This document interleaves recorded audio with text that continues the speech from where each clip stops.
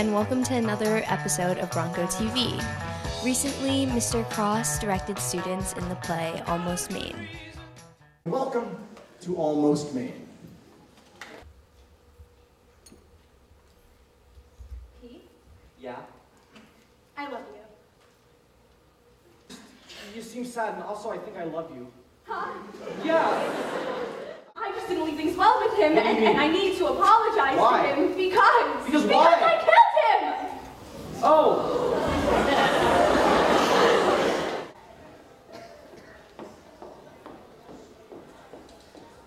Tangerine? Jimmy! Hey! Hey! Hey! How you doing? Doing pretty good. How are you doing? Doing good, doing good. How are you doing? Doing good. Great. How are you? Great, great. How are ya? Great. Oh, that's great. Yeah. That's great. Yeah. That's great. Yeah. That's great. You look great. Oh, no. You look great. Thanks, You do. Jimmy. You look Thanks. so great. Thanks. So pretty. So pretty.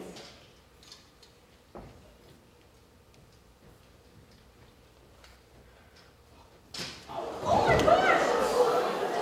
I'm so sorry. I can't believe I just did that. Are you okay? No, you're not. I just smashed you with the ironing board. Are you hurt? No? You must be. I just smashed you. Where'd I get you? In the head? In the head. Come here. Are you okay? Are you sure? Is there any blood? No. Any discoloration? No. I'm okay.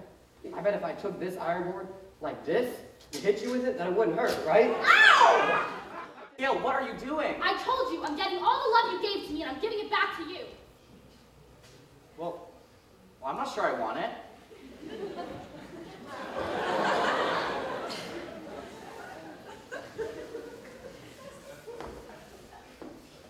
Need help? Nope, I got it. It's not heavy. Here you go. Hey, Randy. Jack? Jack? Hey, what just happened? Here. What just happened? I just fell. Oh, I figured that. It's more... I think I just fell in love with you there. Jack! Don't pick me up again. Jack, would you cut that out? I'm sorry, I can't help it. It just kind of came over me. What the heck are you doing? What? I don't know what you're going on about and what your problem is, but she's from Crow, you're my best friend. Yeah. Yeah, that's something you don't mess with.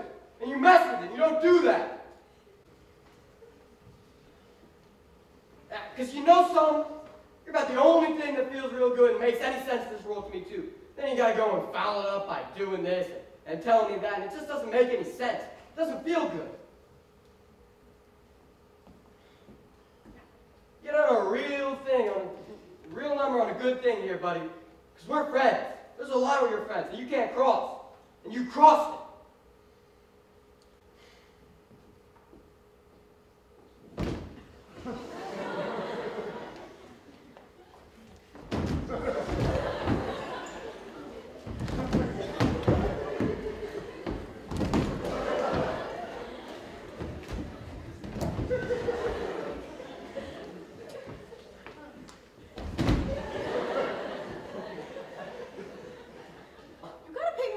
Why do you keep saying that? What? That I gotta pay attention. Because you don't. What are you talking about? Phil. Happy anniversary.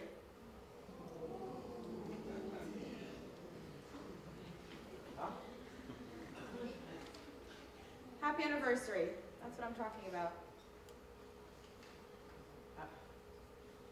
I know this isn't going to be very easy, but I was just out there all alone in the world, and I got so scared because all I could think about was how I had no place in this world, and then I just, out of nowhere, realized there was one place I did have it, and that was with you, so I flew, and I took a taxi to get to you. I just had to come see you. Thank God you're...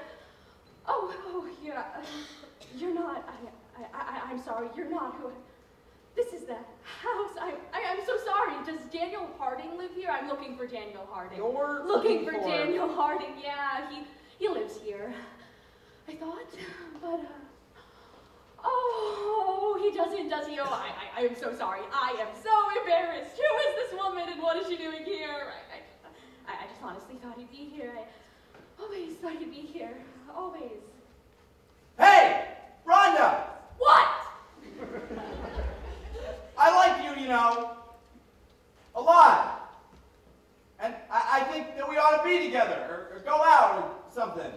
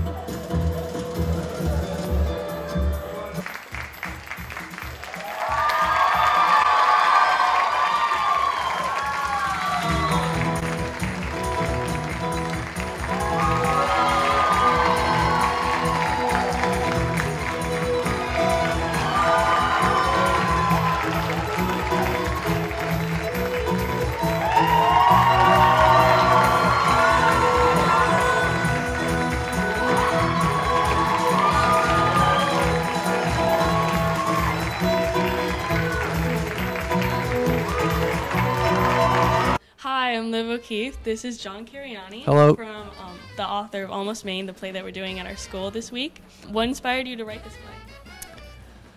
play? When I moved to New York, I'm an actor, and when I first moved to New York a long time ago, I couldn't find any good monologues that worked for me. All the monologues I found were overdone, and so I was looking for new, fresh material to do at auditions.